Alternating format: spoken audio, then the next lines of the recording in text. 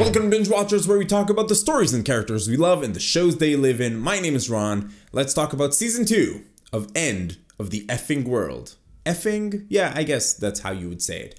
I think my review for Season 1 is one of the most popular videos on this channel because this show is such a gem. When Season 1 made its way to Netflix, it was relatively unknown, and then obviously it exploded because it was basically the holy grail. A quick watch plus really good. And at the end of Season 1, I wasn't even sure I wanted a Season 2 because I really liked how they ended Season 1. It was the kind of beautifully crafted ending that leaves a ton of room for speculation, but it lets you apply the ending that you think makes the most sense and just be happy with it, and I was. Of course, I was excited to watch Season 2, more of a good thing, but I was also worried they'll kind of ruin it. They didn't. Season 2 is absolutely great. It's still the same wonderful mix of charming, adorable, and just a little bit terrifying. Is it as good as Season 1? No, I don't think so, but I don't think it can be. Season 1 takes us from not knowing these characters at all to experiencing a journey and a traumatic experience with them over the span of a few quick episodes. The scope and stakes of Season 1, the story in Season 1, just feel bigger. Season 2 feels like almost a more personal story that's mainly about exploring how James and Alyssa are dealing with what happened. I think they did a really good job by also making the whole road trip element a pretty important part of this season. It feels familiar and it creates a lot of the unique dynamic that James and Alyssa have and that we've come to expect. But it's a smaller story. That's not necessarily a bad thing. So Season 2 takes place about 2 years after Season 1. Alyssa has moved away and she and James didn't really ever get a chance to meet up and catch up. And it's very visible that they matured.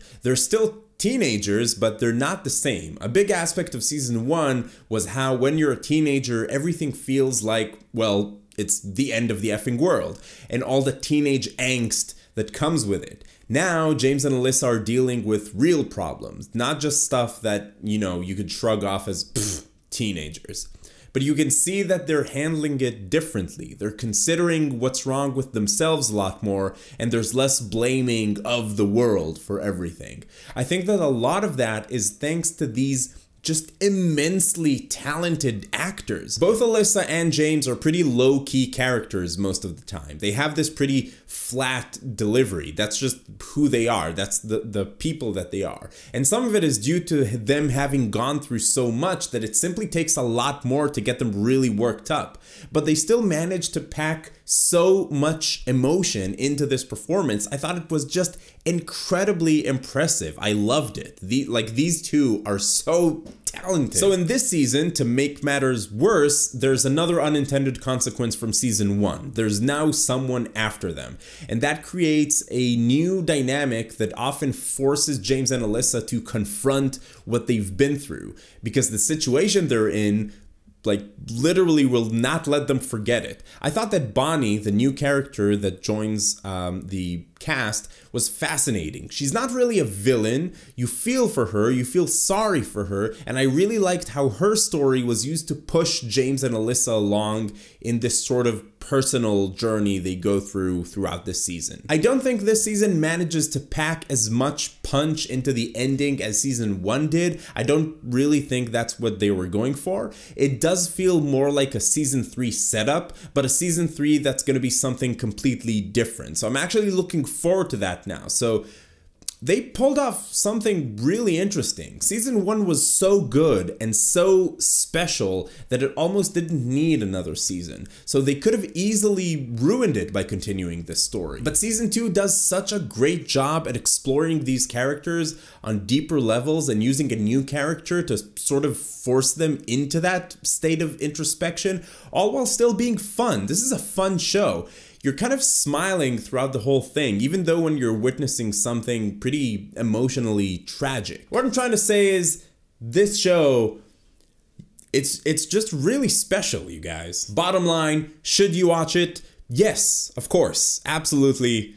Definitely watch this show. Watch season 1 if you haven't, then watch season 2. It's still a super quick watch, 8 episodes, about 20 minutes each. Honestly, I cannot recommend this show enough. It's moving, it's funny, it's incredibly well acted and written, and having these short episodes forces the storytellers to be precise with everything that they show us, and that really comes across. Just, you know, a bunch of really talented people. What about you? I know a lot of you have watched this show and a lot of you have been asking me to make this review. So let me know down in the comments below, what were your thoughts about season 2? And do you feel like there's a setup for season 3? I mean, what would you like to see in a season 3? If you're going to be talking about spoilers, please use spoiler tags in your comments. And if you're finding Binge Watchers for the first time, welcome. I'd like to invite you to join the Binge Watchers community. Come talk about TV with us. It's a lot of fun. But in any case, you know, keep binging great TV shows, because enjoying stories is, you know, it's just part of enjoying being a human being, I guess. And if anyone tells you it's a waste of time, punch them in the face. Just punch them right in their stupid, time-wasting face. Tell them they're a waste of time. Country roads, take me home to the place where I belong. West Virginia, Mountain Mama, take me home. Country road.